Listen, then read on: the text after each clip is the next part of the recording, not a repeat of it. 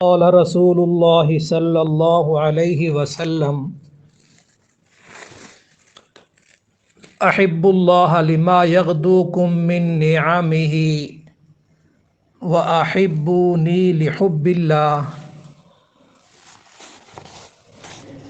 واحبوا اهل بيتي لحبي او كما قال صلی اللہ علیہ وسلم۔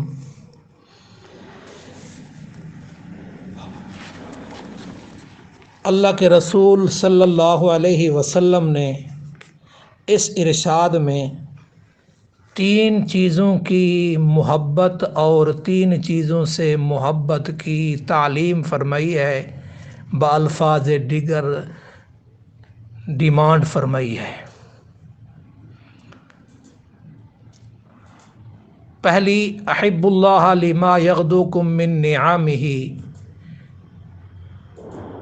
لوگو اللہ تعالیٰ سے محبت کرو کہ اس نے تمہیں نعمتیں عطا کی، وہ منعم حقیقی ہے۔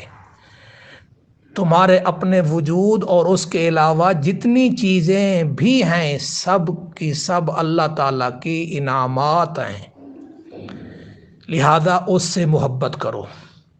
وَأَحِبُّونِي لِحُبِّ اللَّهِ وَأَحِبُّونِي لِحُبِّ اللَّهِ، اور اللہ تعالیٰ کی محبت کی وجہ سے میرے ساتھ بھی محبت کرو۔ وَأَحِبُّوا أَهْلَ بَيْتِي لِحُبِّي، اور میرے اہل بیت سے بھی محبت کرو میری محبت کی وجہ سے۔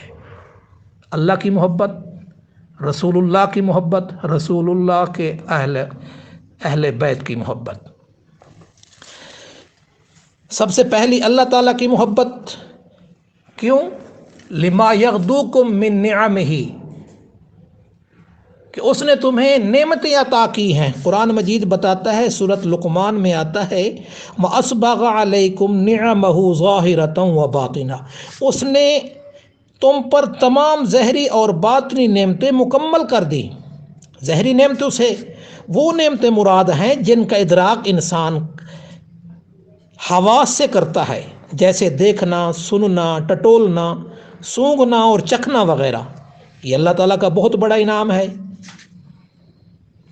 جن کی عام طور پر قدر نہیں کی جاتی۔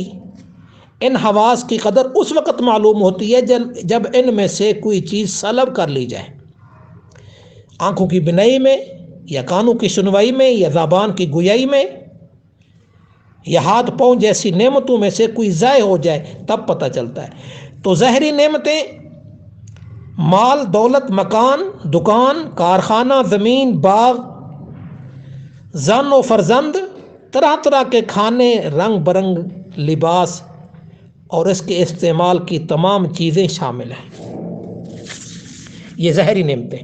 ادھر باطنی نعمتیں وہ ہیں جن کا ادراک باطنی قوا سے، باطنی قوا یعنی دل اور دماغ کے ذریعے غور و فکر سے کیا جاتا ہے۔ ان میں ایمان ہے، ہدایت ہے، وحی الہی ہے، علم جیسی بیش قیمت نعمتیں ہیں جن کے بغیر انسان جانور سے بھی بدتر بن جاتا ہے۔ تو اللہ تعالیٰ کی محبت،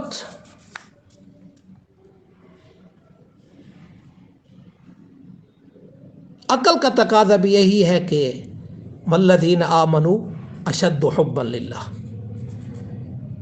کہ ایمان والے اللہ تعالیٰ کی محبت میں سب سے زیادہ پکے ہیں۔ ہر چیز سے بڑھ کر اگر کوئی ایمان والے کے دل میں کوئی ہستی سب سے زیادہ محبوب ہے تو وہ ہمارا معبود ہے، ہمارا مسجود اللہ ہے۔ تو اب انشاءاللہ اگلی 2 چیزوں کی جو آپ نے محبت کی تعلیم فرمائی ہے، زندگی رہی تو انشاءاللہ وہ اگلے درس میں اللہ تبارک و تعالی اپنی محبت نصیب فرمائے، اپنے پیارے حبیب صلی اللہ علیہ وسلم کی محبت نصیب فرمائے۔ اللہ تبارک و تعالی تمام بیماروں کو شفائے کاملہ عاجلہ مستمرہ دائمہ نصیب فرمائے۔